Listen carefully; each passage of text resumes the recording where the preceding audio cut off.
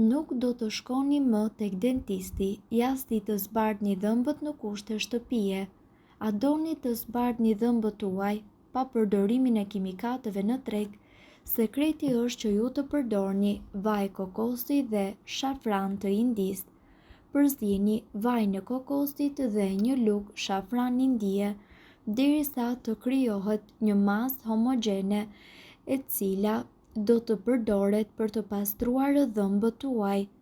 Pasi të mbani për rreth 5 minuta këtë pastë në dhëmbët tuaj, shpëlajini gojën me ujë të bollshëm.